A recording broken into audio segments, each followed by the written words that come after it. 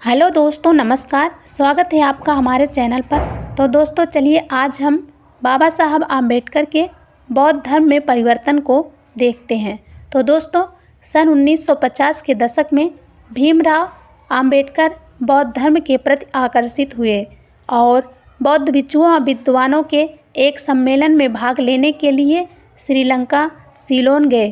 पुणे के पास एक नया बौद्ध विहार को समर्पित करते हुए डॉक्टर आम्बेडकर ने घोषणा की कि वे बौद्ध धर्म पर एक पुस्तक लिख रहे हैं और जैसे ही यह समाप्त होगी वे औपचारिक रूप से बौद्ध धर्म अपना लेंगे। 1954 में आम्बेडकर ने म्यांमार का 2 बार दौरा किया। दूसरी बार वे रंगून में तीसरी विश्व बौद्ध फेलोशिप के सम्मेलन में भाग लेने के लिए गए। 1955 में उन्होंने भारतीय बौद्ध महासभा यानी बुद्धिस्ट सोसाइटी ऑफ इंडिया की स्थापना की। उन्होंने अपने अंतिम प्रसिद्ध ग्रंथ द बुद्धिस्ट एंड हिज धम्म को 1956 में पूरा किया। यह उनकी मृत्यु के पश्चात 1957 में प्रकाशित हुआ। इस ग्रंथ की प्रस्तावना में आम्बेडकर ने लिखा है कि मैं बुद्ध के धम्म को सबसे अच्छा मानता हूँ। इससे किसी धर्म की तुलना नहीं की जा सकती है। यदि एक आधुनिक व्यक्ति जो भी विज्ञान को मानता है उसका धर्म कोई होना चाहिए तो वह धर्म केवल बौद्ध धर्म ही हो सकता है। सभी धर्मों के घनिष्ठ अध्ययन के 25 वर्षों के बाद यह दृढ़ विश्वास मेरे बीच बढ़ गया है और उनके मूल धर्म की शरण में जा रहा हूँ। मैं प्रचलित बौद्ध ग्रंथों पंथों से तटस्थ हूँ। मैं जिस बौद्ध धर्म को स्वीकार कर रहा हूँ वह नव बौद्ध धर्म या नवयान है। 14 अक्टूबर 1956 को नागपुर शहर में डॉक्टर भीमराव आम्बेडकर ने खुद और उनके समर्थकों के लिए एक औपचारिक सार्वजनिक धर्मांतरण समारोह का आयोजन किया। प्रथम डॉक्टर आम्बेडकर ने अपनी पत्नी सविता एवं कुछ सहयोगियों के साथ भिक्षु महास्थवीर चंद्रमणि द्वारा पारंपरिक तरीके से त्रिरत्न और पंचशील को अपनाते हुए बौद्ध धर्म ग्रहण किया।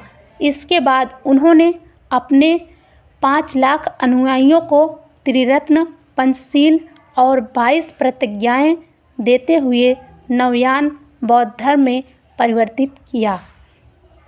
डॉक्टर भीमराव आम्बेडकर जी व उनका परिवार कबीर साहब जी की विचारधारा से बहुत प्रभावित था तथा कबीर साहब जी के ज्ञान को आधार बनाकर जीवन जीते थे। कबीर परमेश्वर जी के पाखंडवाद तथा सामाजिक बुराइयों जैसे जातिवाद, गलत धार्मिक मान्यताएं, जीव हिंसा, नशाखोरी आदि को दूर किया। वे देवताओं के संजाल को तोड़कर एक ऐसे मुक्त मनुष्य की कल्पना कर रहे थे जो धार्मिक तो हो लेकिन गैर बराबरी को जीवन मूल्य ना माने, हिंदू धर्म के बंधनों को पूरी तरह से पृथक किया जा सके। इसलिए आम्बेडकर ने अपने बौद्ध अनुयायियों के लिए 22 प्रतिज्ञाएं स्वयं निर्धारित की जो बौद्ध धर्म के दर्शन का एक ही सार है। यह प्रतिज्ञाएं हिंदू धर्म की त्रिमूर्ति में अंधविश्वास, अवतारवाद, खंडन, श्राद्ध, तर्पण, पिंडदान के परित्याग, बुद्ध के सिद्धांतों और उपदेशों में विश्वास, ब्राह्मणों द्वारा निष्पादित होने वाले किसी भी समारोह में ना भाग लेने, मनुष्य की समानता में विश्वास, बुद्ध के अष्टांगिक मार्ग के अनुसरण, प्राणियों के प्रति दयालुता, चोरी ना करने, झूठ ना बोलने, शराब के सेवन ना करने, असमानता पर आधारित हिंदू धर्म का त्याग करने और बौद्ध धर्म को अपनाने से संबंधित थी। नवयान लेकर आम्बेडकर और उनके समर्थकों ने विषमतावादी हिंदू धर्म और हिंदू दर्शन की स्पष्ट निंदा की और उसे त्याग दिया। आम्बेडकर ने दूसरे दिन 15 अक्टूबर को फिर वहां अपने 2 से 3 लाख अनुयायियों को बौद्ध धर्म की दीक्षा दी। यह वह अनुयायी थे जो 14 अक्टूबर के समारोह में नहीं पहुंच पाए थे या देर से पहुंचे थे। आम्बेडकर ने नागपुर में करीब 8 लाख लोगों बौद्ध धर्म की दीक्षा दी, इसलिए यह भूमि दीक्षा भूमि के नाम से प्रसिद्ध है। तीसरे दिन 16 अक्टूबर को आम्बेडकर चंद्रपुर गए और वहां भी उन्होंने करीब 3 लाख समर्थकों को बौद्ध धर्म की दीक्षा दी। इस तरह केवल 3 दिन में आम्बेडकर ने स्वयं 11 लाख से अधिक लोगों को बौद्ध धर्म में परिवर्तित कर विश्व के बौद्धों की संख्या 11 लाख बढ़ा दी और भारत में बौद्ध धर्म को पुनर्जीवित किया। इस घटना से कई लोगों एवं बौद्ध देशों में से अभिनंदन प्राप्त हुए।